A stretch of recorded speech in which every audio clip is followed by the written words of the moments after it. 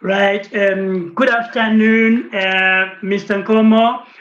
Welcome to Matabeleland Broadcasting Corporation, MBC. Okulumayo Wokani Mvunla. We are going to be interviewing you this afternoon regarding the position that you are aspiring to become president of Zapu. So we welcome you.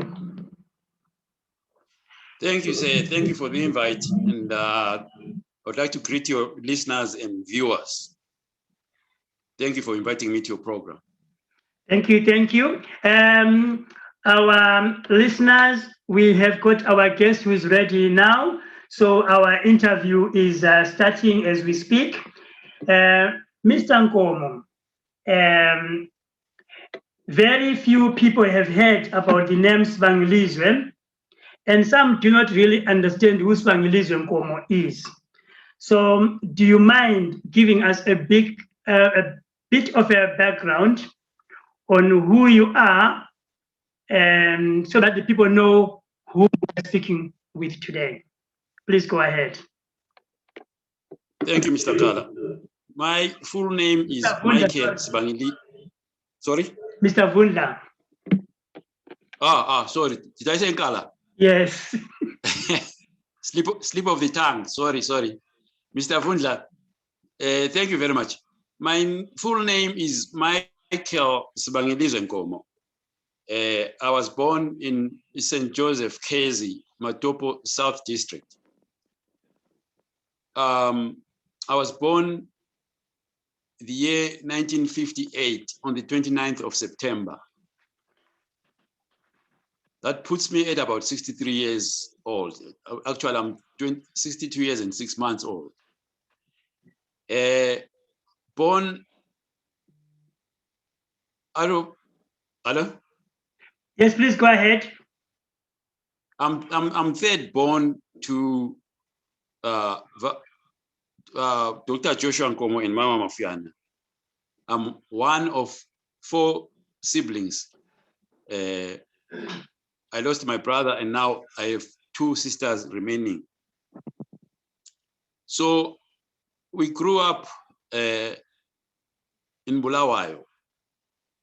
We moved from St. Joseph's in 1962 to Empandeni, where my mother was working as a teacher. From 1963, we moved to Bulawayo and stayed at Pelandaba. I went to school at Induba Primary School. That's where I did my primary school. From there, I went to Empandeni Secondary School, did my O levels there. And in 1977, I went to the States, went to a college called Lakewood Community College in Minnesota. That's northern United States, near the Great Lakes. That was Lakewood Community College. After that, I went to the University of Minnesota. I studied animal science and international relations. I did not graduate, but I was educated there from 1977 to 1980. I've been exiled twice in my life from my beloved country, Zimbabwe. First, I was exiled because of the racist regime, like everybody else who was exiled around those days in the 60s, 70s. I was one of the refugees who ended up in North America. I say I've been exiled twice from my beloved country because the second time around was during the Kukurahundi genocide. I ended up in Canada as a refugee. I lived there as a refugee. I came back to the country in 1991, whereby I worked in family businesses at the ranch. and at a retail center called the Blue Lagoon at Rankini, Old Rankini bus terminus in Bulawayo. From there, then on, I formed several organizations, which were meant to perpetuate the legacy of the old man, my father, Joshua Nkomo. I've been working on that organization as chairman of that organization, the Joshua Nkomo Cultural Movement, which was meant to perpetuate the old man's legacy. But as you know, Umdala's legacy is tied up with Zapu and Zipra legacies. So in a way, I've kept the fire alive. For the most part, I've been working in that organization. We have events, annual events, we have outreach programs going out to the people, talking about issues of the nature that we find ourselves in this country. Briefly, that's who I am. I'm third born out of 4 children, and 3 are surviving. Obviously, my parents, as the world might know, my parents passed on, one in 1999 and my mother in 2003. Thank you very much for the detailed introduction there. Right. We know that your late parents, Honorable Dr. Joshua Nkomo, and your mother, Umama Umafiana, icons in the political arena in Zimbabwe, with your father being fondly known as Father Zimbabwe for very good reasons. Now, you have mentioned that you went to the United States and you did animal science and international relations. So international relations seems to be a very good, ideal area. So can I find out what you mean you did not graduate? What I mean is I studied there for 4 years. And when independence came, my father invited me back to the country. And my idea was I was going to finish up at the University of Zimbabwe. Unfortunately, when I got here, there was such mayhem. As you know, the problems that we're still facing now started right away. There was good crowd. I didn't get a chance to continue or to finish as I had expected to do. So I started working right away for the family enterprises, and then did not end up at the university as I had intended to. Okay, that makes it clear, because I was wondering whether you had failed to graduate for other reasons.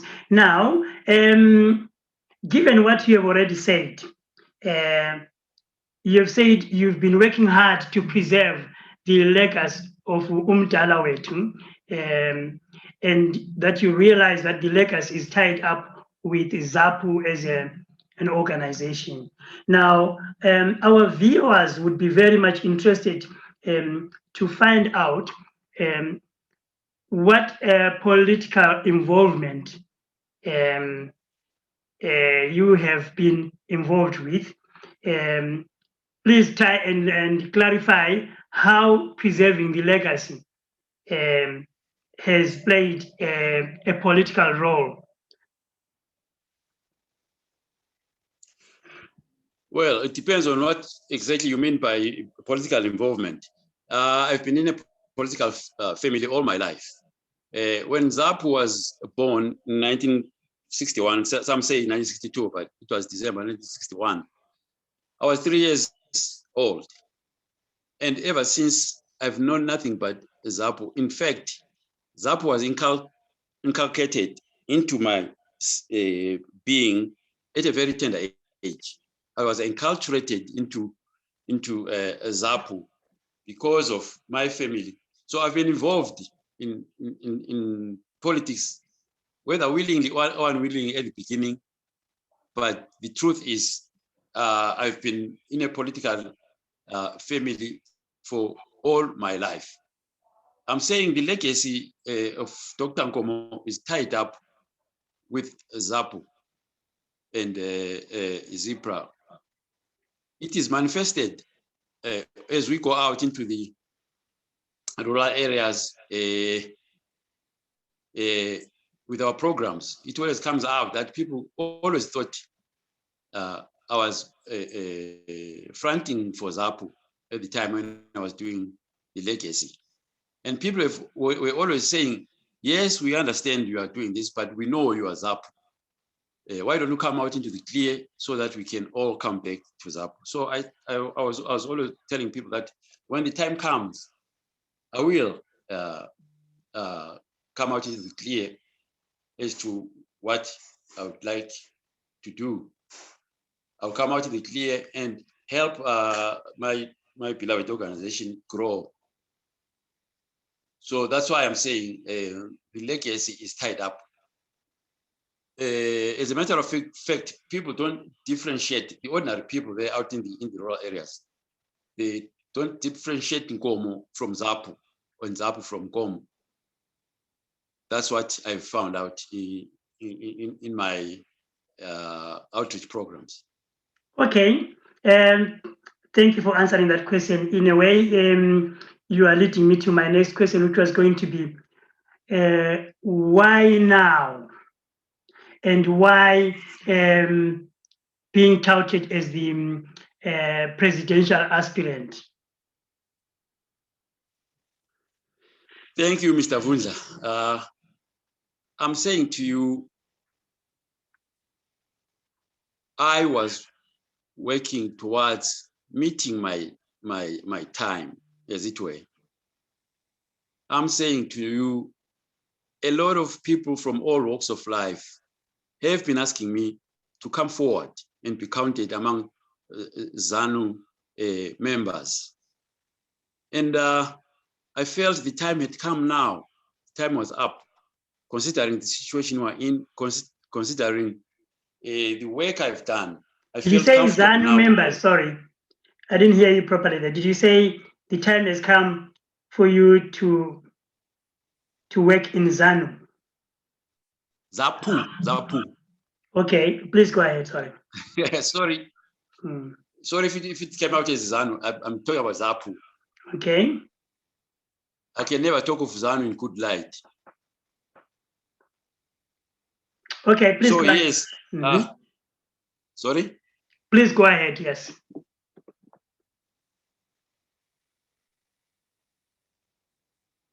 So I'm coming forward, offering myself for the duty, whatever duty I'm going to be assigned by the people.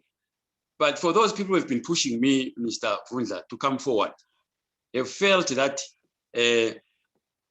I'll do well, I'll do good for the party, at the helm of the party. They felt that. And judging about our situation here, I feel I know I can do a lot of good for our mother party, Zapu, which is why I've come forward. Hayi, ngiyabonga.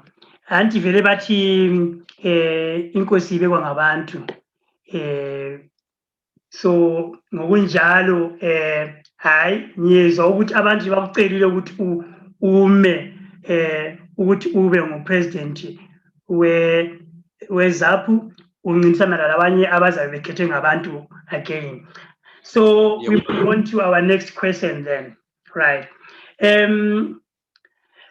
Some people feel that you suffer from a false sense of entitlement because your father was a great icon. So you are assuming that you will have an easy ride because of your father's name and great works. Is that the case? Mr. Vundla, I've heard that before. I've heard people saying that. I've heard people saying this is not a dynasty and so on. But there's no entitlement about it. If I was entitled to be Zapu president or whatever, I would simply demand it. I would not go for elections. But the fact that I'm going for election, I'm going to elections like everybody else. I'm using my right as a Zimbabwean. I'm using my right as a member of Zapu to follow the processes. If it were a dynasty, the old man could have left me there, could have imposed me on the people, but he did not do that. So I think it is unfair for people to say that I'm entitled. I mean, I'm taking advantage of my father's name and all that. I think, to me, it's a sense of duty. It's a sense of duty more than of entitlement to get myself involved in this. This is no easy task, you know. It takes courage. It takes gumption. It takes determination to accept the challenge that could you please come and lead this party. This is a huge party. This is a big organization, and it takes courage to agree to be tasked to lead an organization like this one.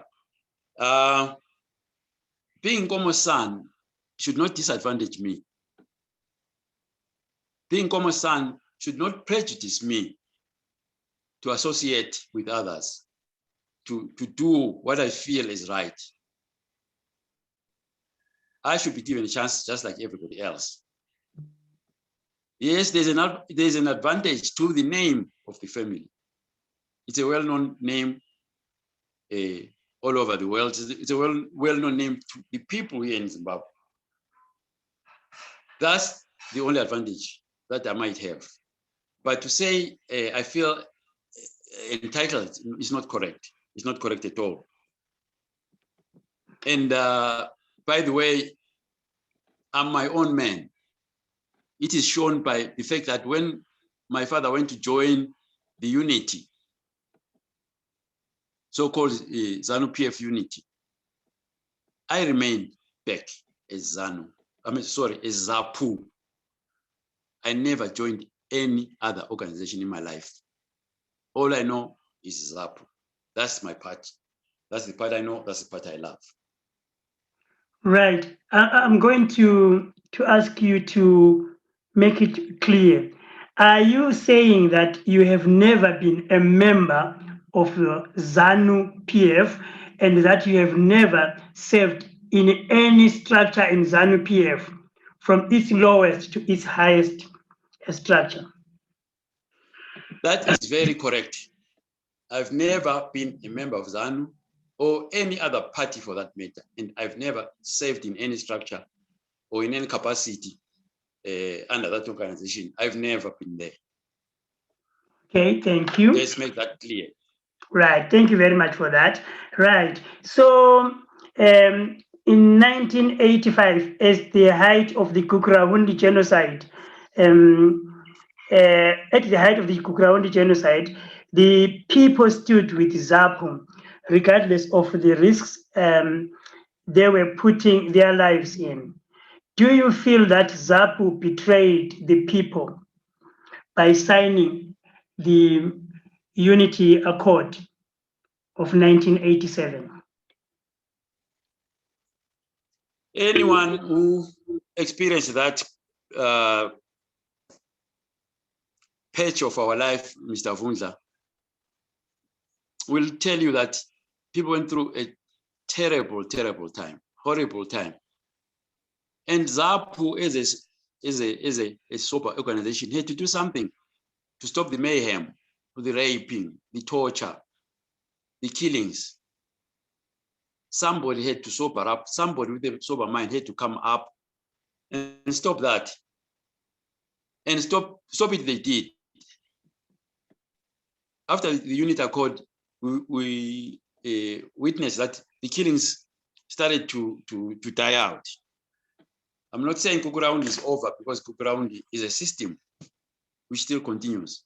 But Zapu, under the leadership of Joshua Nkomo, managed to stop a serious situation that was prevailing in the country.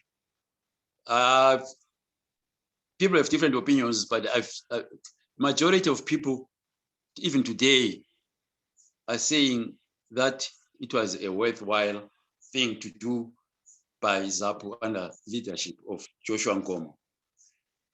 For Joshua Nkomo, that signature stopped the pain and the suffering. For Mugabe, it was a different story. It probably massaged his ego. It probably gave him a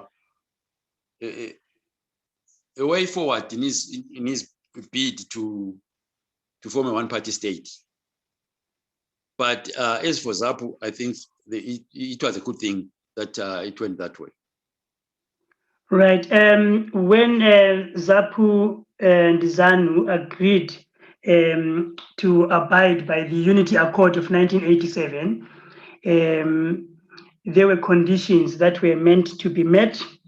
I'm not going to ask you about how those conditions were met, because like we have already said, you were never part of it. So the only thing I can ask you now is, in 2008, Zapu pulled out of the Unity Accord, and people flocked to the party with huge expectations and aspirations for the party. Now, in your view, since its revival in 2008, has Zapu met the people's aspirations in terms of its revival? If not, why not? Mr. Vundla, Zapu had been, or rather, Zapu started being the attempts to, the efforts to start reviving Zapu came in 1999, when people realized that the Unity Accord was playing them a bad hand. People started to come together to resuscitate Zapu.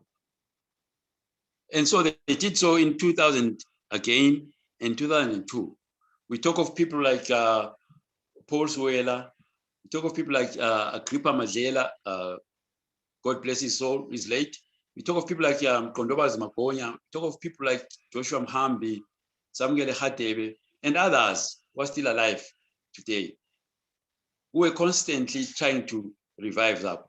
Even I myself, in 2008, before Dr. Dumiso pulled out ZANU, we had meetings trying to revive Zapu. Early in 2008, we had meetings with such people as Agrippa Madlela, again, such people as Akim Ndlovu, and a lot of other people.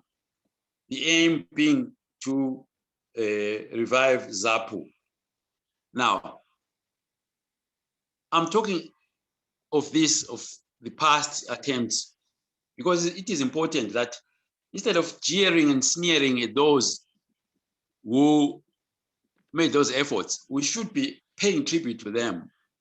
We should be building on top of their efforts. That's point number one. You should be building on top of their efforts. But it's unfortunate that we always badmouth people and so on. That's the first mistake we made. Mistakes are made in the party. That's why people come and go, but because mistakes are made. Why? Differences of opinion, differences of personalities. That's where the issue is. We should learn as comrades to respect different opinions and views and try to come together and work. Respect views, respect our diversity. That's what leadership needs to do. in order to keep people in the party. People want that sense of belonging. People want that sense of belonging to a party or any other organization. People want that feeling of ownership. You know, they want to own, they want to be part of an organization, part of an effort. That's the environment we are going to create. We're going to create an environment whereby people feel they belong, whereby people are tolerated, whereby people are loved by their leadership, not taken for granted, not abused. I'm not saying that's what's happening, but I know people talk and they mention how they feel and what they want in the party. We need to appreciate our differences and use them. We need to recall, or we need to invite all the people who have left the party to come back and join the party so that we can rebuild a strong party second to none. We need people who left for one reason or the other, disgruntled or exhausted or whatever. They have to come back to the party. And that's up to the leaders. That's up to leadership to create an atmosphere, to create an environment whereby everyone feels welcome and comfortable. It all begins with the leadership. Let's not take people for granted. Okay. People will come back. Right. You're beginning to sound like the peacemaker type of candidate that's going to try and bring various members of the party with different views together. And that's a noble thing to consider. But if I ask you now, if you are elected as president of Zapu, and the current president of Zimbabwe is well known for bringing in opposition leaders close to him, excuse me, and offers you a position in government, what would you do? Mr. Vunja, the mistake we make, or rather mistakes that are made by leaders, is that there are things that are not taken on at a personal level. There are things that need collective working together. Excuse me. Are you there? I'm there, excuse me. You can go ahead. So whatever happens, the party will decide. It's not for an individual. This is a big task. It's not for individuals to decide such important steps, Vunja. It should be business of the party. Party comes first before individual. And we should always know that it is the party that makes such important decisions, not individuals. Okay, I appreciate that. But if the party came to you as their president and asked for your wise counsel on the issue, what would you say?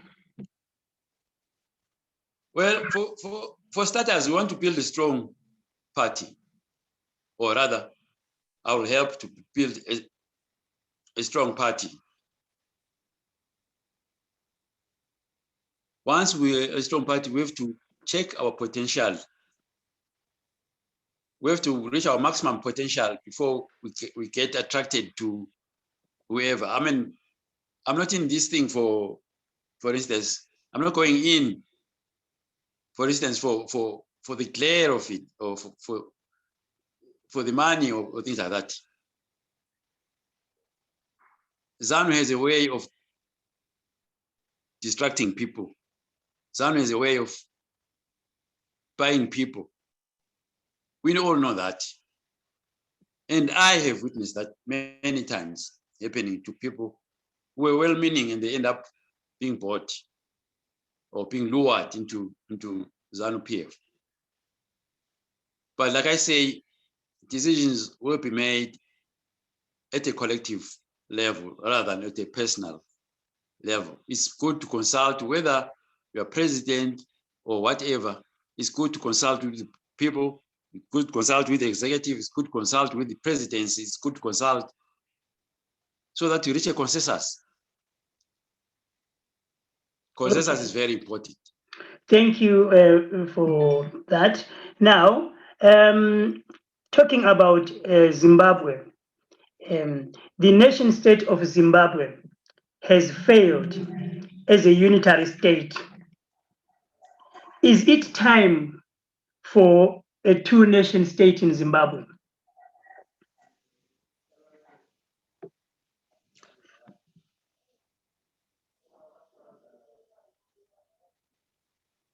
Zapu stands for the nation of Zimbabwe as a whole. Zapu is a Pan-Africanist movement. Zapu will rather build a strong Africa than a divided Africa. And that starts from home. Charity begins at home. Two-state nation, yes, some people might want that. But as for Zapu, we are a national party. During the COPAC program, during the collection of views for the 2013 constitution, the new constitution, people were free to say whatever they wanted. And one of the things they said, in Matabeleland, they said they want a kingdom. And they also said they wanted devolution of power. And by the way, that was throughout the country. Everybody wanted devolution of power. Only in Matabeleland, the percentage was higher.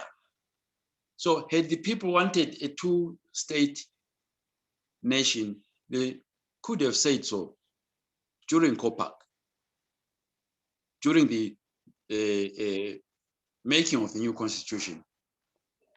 But the majority of people spoke of devolution of power, they spoke of federalism and so on, but devolution of power came out up front.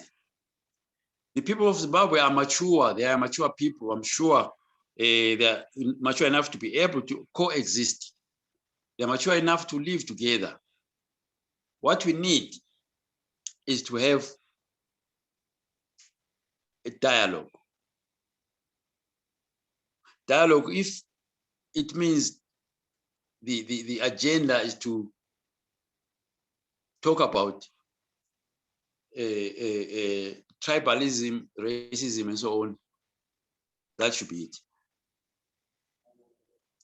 The notion of two-state comes about because of the tribalism that we experience on a daily basis here. Tribalism is a learned thing that can be unlearned. Children are not born biased. We are not born biased, but we are taught to hate others. And I believe if we have proper dialogue towards that, there will be no need for two nations. Okay, I'm gonna ask you to clarify for our viewers that there is tribalism in Zimbabwe is undeniable, and you seem to allude to that as well. So my question is, who is the perpetrator when it comes to tribalism, and who is the victim here?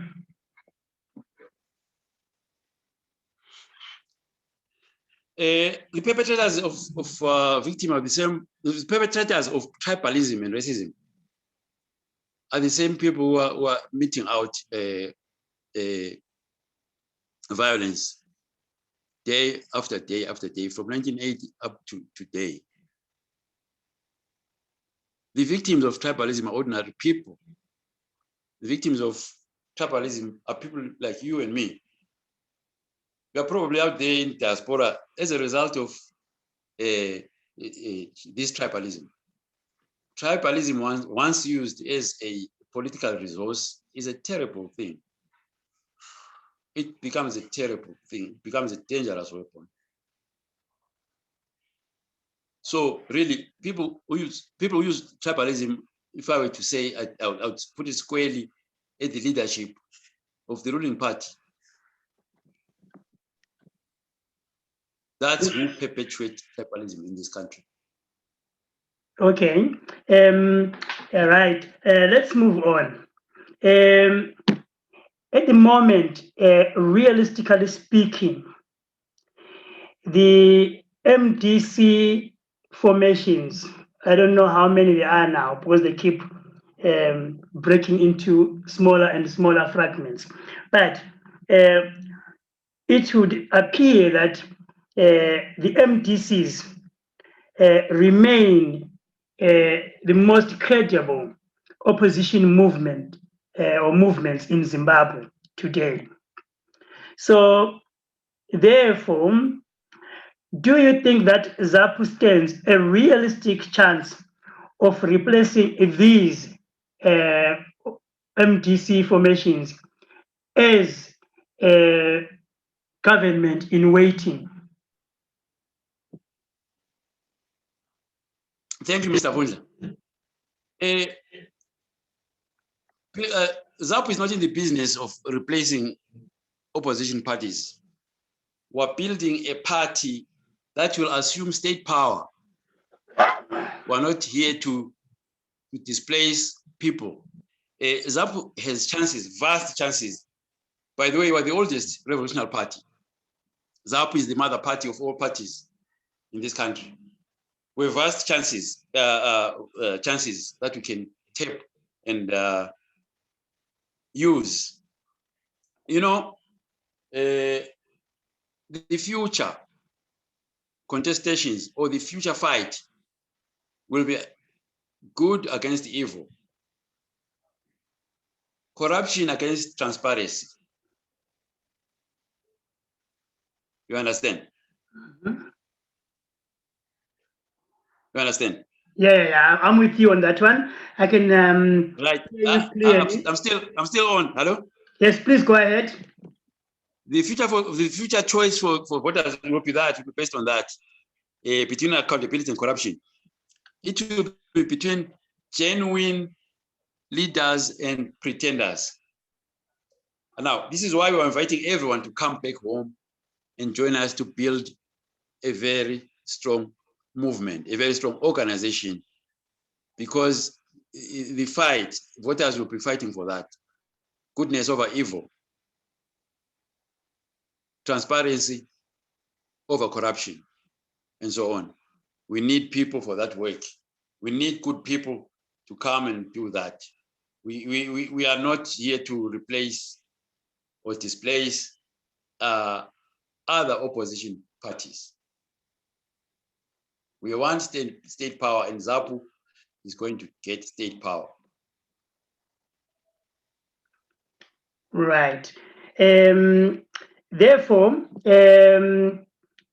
for you to gain state power as a party, and if you are given the opportunity to be the president of Zapu,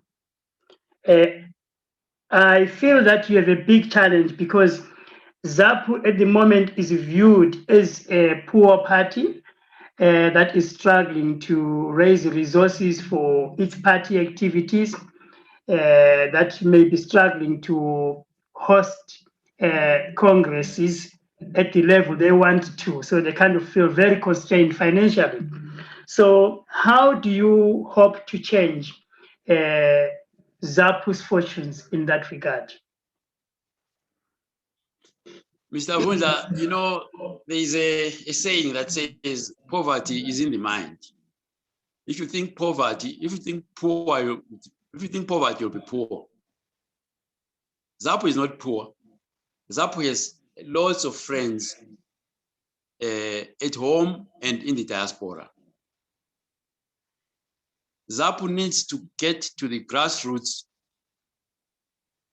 and invite people to come and belong to the party. Zapu has opportunities at home in the diaspora. We just have to look deeper and use those opportunities. Zapu has a huge grassroots base at home and in the diaspora. We will encourage entrepreneurship so that the people in Zapu will have businesses to enable them to support their party.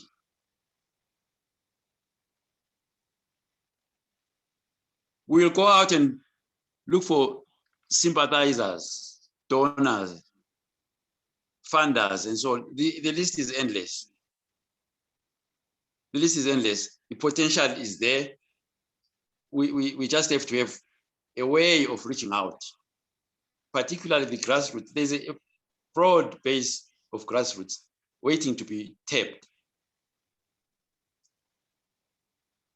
There cannot be poverty in Zapu. Mhm. People love their party. People love their party. Zapu has to be repositioned to higher levels. We have to reposition Zapu to higher levels. We will knock at doors. We're not afraid to knock at doors.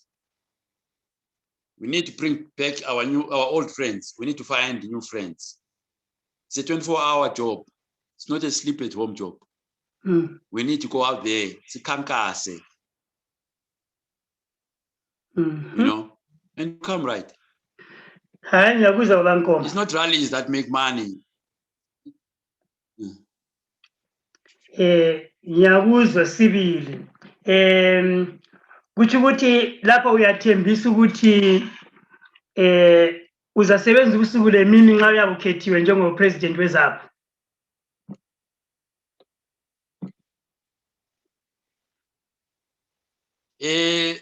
Uyakwazi ukuthi kunjani Nkala? Vundla. Yebo baba. Sorry, lokho sithi uNkala. Vundla, mina the very title of president, I don't like it because it has been abused. You know? I consider leadership. President has been abused because people want to be presidents of organizations and sit there and relax. It should not be so. I'm committing. I cannot make promises, Vundla, because circumstances change. But I can tell you, I can commit that I'll be a servant leader. You know, I've seen my father working for this party. I saw how he worked. Mm. The old man did not sleep, never. Those are some of the assets or values that I can tap from my father. Hard work, working for the people selflessly. So, yes, that's what's going to happen.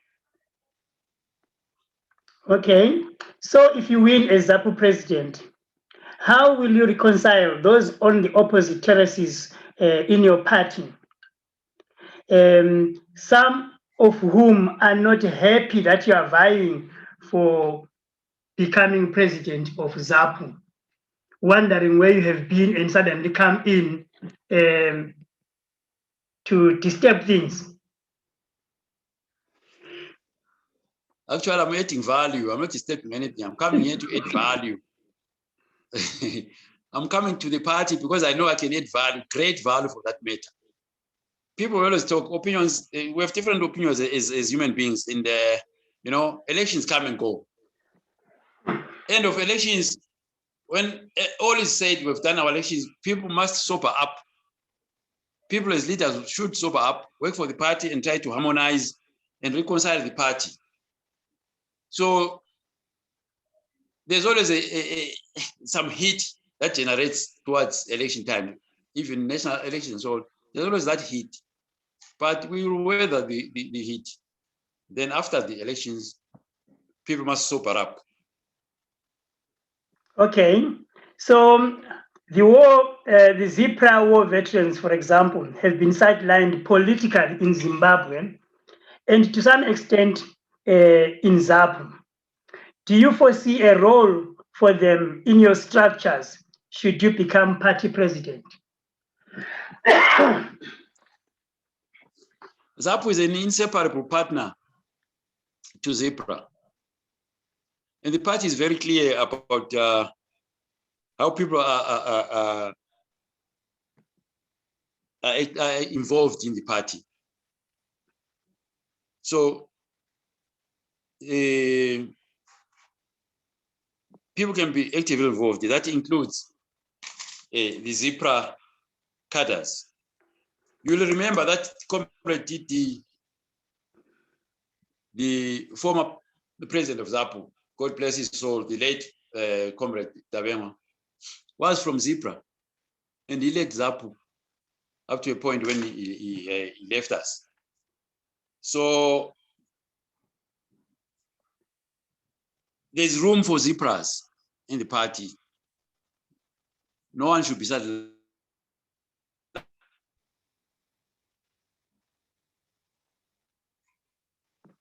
We need the comrades. We need each other as Zapu members.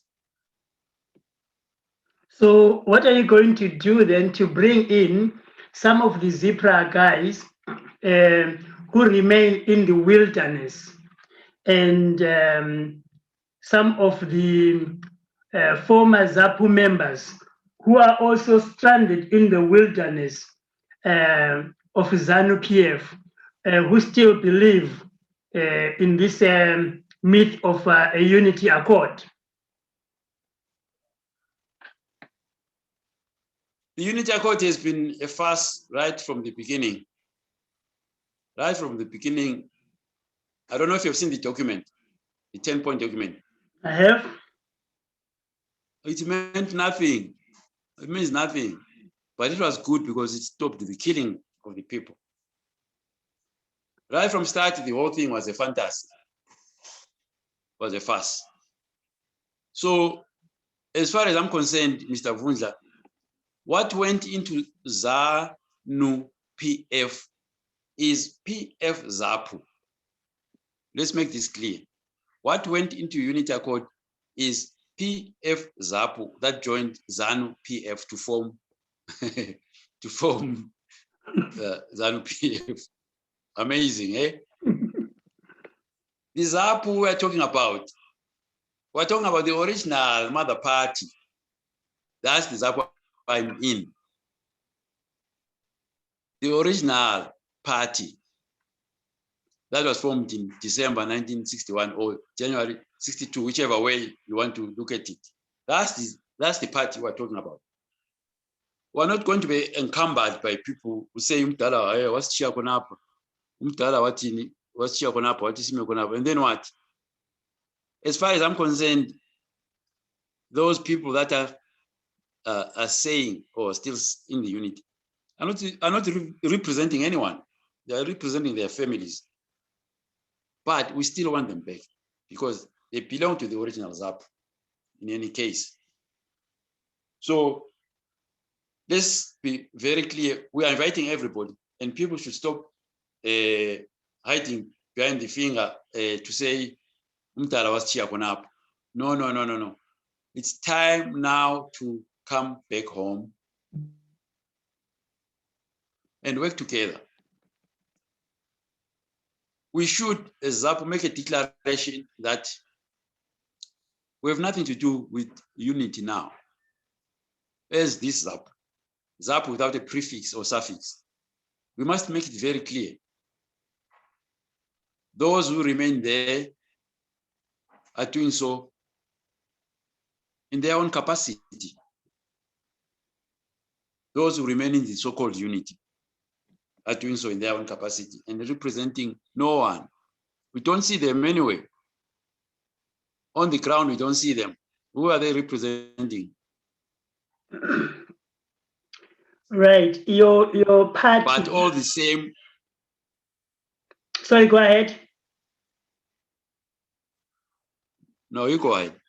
And I was about to say You go your ahead. I'm listening. party is currently viewed as a party that talks about the past a lot, past victories, past achievements, a dream of a united Zimbabwe. Now, my question is, if you are elected as a party president for Zapu, what do you offer the young people that are looking for a share of the economic pie? Do you have, as an individual, an economic plan that you will table um, so that the people of Zimbabwe know what you have to offer? At the coming Congress, I'm sure of the party, our structures will deliberate and adopt policies that will seek to address all our challenges and issues, and all the economic problems we have. I'm sure that will be deliberated. All the same, such things, like I said before, are not individual efforts. These are collective efforts. These are done better with people putting their heads together. We need to invest in the empowering of our young people so that they can contribute directly to the growth of our economy. Okay. Now, what do you say about the girl child and women who are playing second fiddle in Zimbabwean society? Will your party address these and give due respect and recognition? Zapu believes in equality and equal opportunity for all, regardless of gender, regardless of race, regardless of color.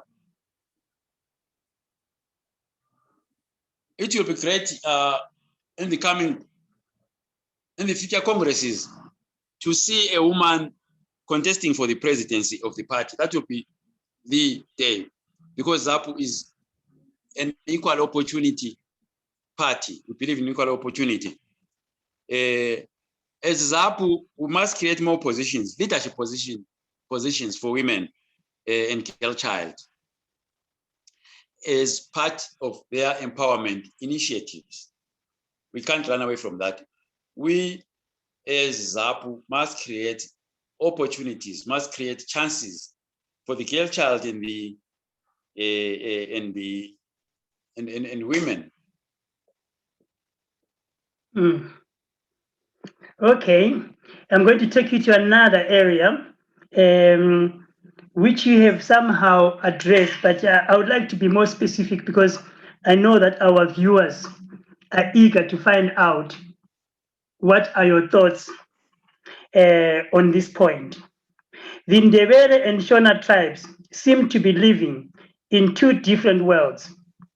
The former in abject poverty and marginalization, while the latter seem to live off the fat of the land. What are your views on this? Tribalism and the other form of tribalism called racism are a reality in this country. That type of discrimination is here and alive. And it has been allowed to grow for much too long, to grow and fester like a bad wound. Unfortunately, it has also been nurtured and watered by from some quarters. People who enjoy people suffering, people who enjoy divisions within people of Zimbabwe. I think tribalism and racism have been left for too long. I will say this again. I said, I believe that only dialogue, a serious dialogue, whose agenda will be to talk about tribalism, racism, and all other egregious forms of discrimination in this country. We need to sit down and talk.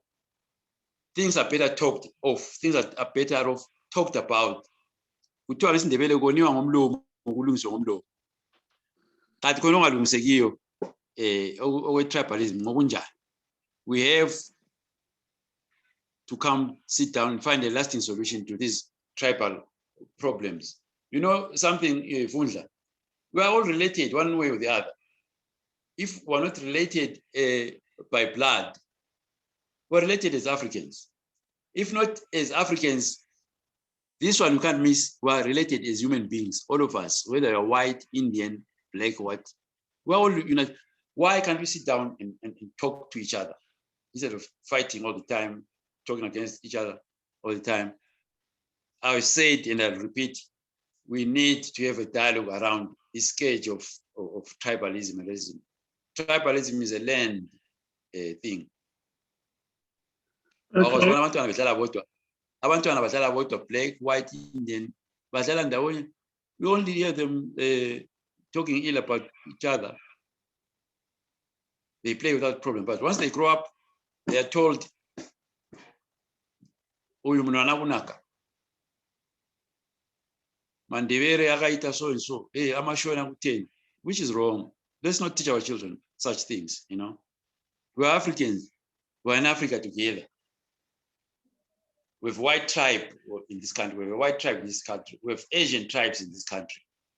Let's sit down together and dialogue around divisionist, discriminatory issues. Why not? Why not give it a chance? Why not give it a go? Right. At this point, I will ask you a question I've been trying by all means to resist asking it, because this goes back to your father. I am wondering, and I hope our viewers are also wondering, what effect has growing under the influence of your father, how has that influenced or shaped your character and views on things in general?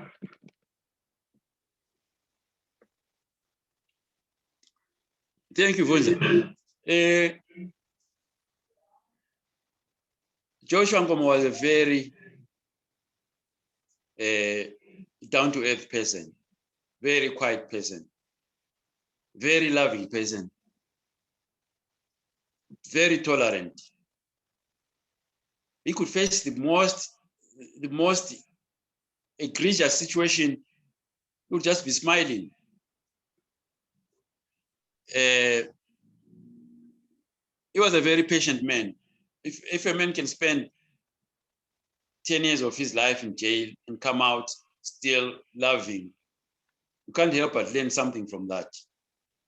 Love, love, love. My father's ideology was very simple, that of Ubuntu. That love conquers everything. That there is enough for everyone in this country if properly shared. So those are some of the values I learned. I cannot help but walk on those footsteps. Hopefully, I can master the way he did those things. But in fact, both my parents were similar in behavior. They were very tolerant, very respecting of other people, very generous, very accommodating. That's what I learned from both my parents. Okay, now I would like to give you the opportunity to present your closing statement. You can direct it to the Zapu supporters and the Zimbabweans at large.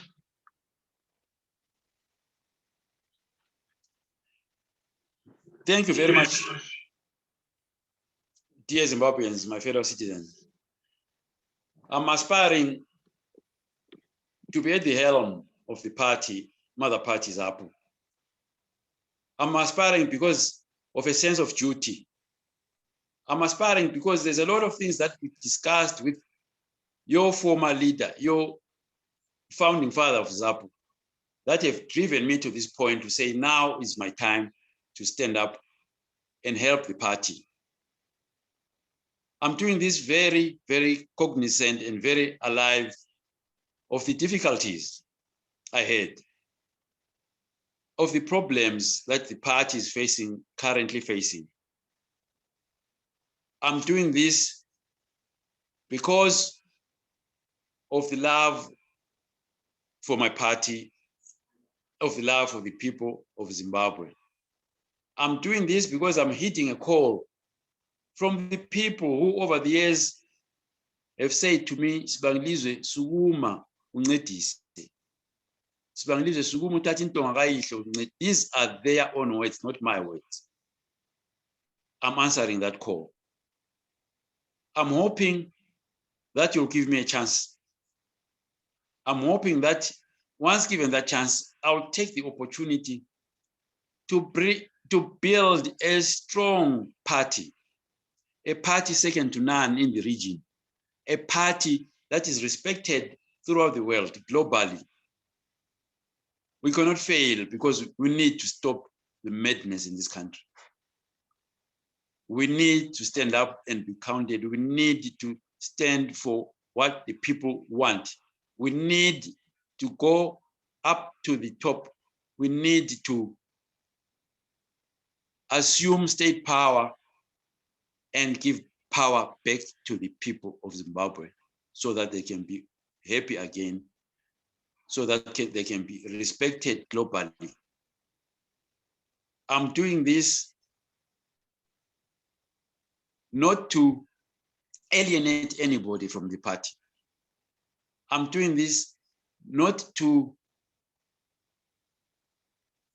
anger anybody in the party or outside the party. I'm inviting you all, I'm inviting everybody, all and sundry, whether on the diaspora, whether we're here at home, to say, please, let's come together. Let's come together and build this dream and build this party. This party is the mother party. If anything, it is only Zapu and Zapu alone that will take us out of this quagmire that we're facing in this country today.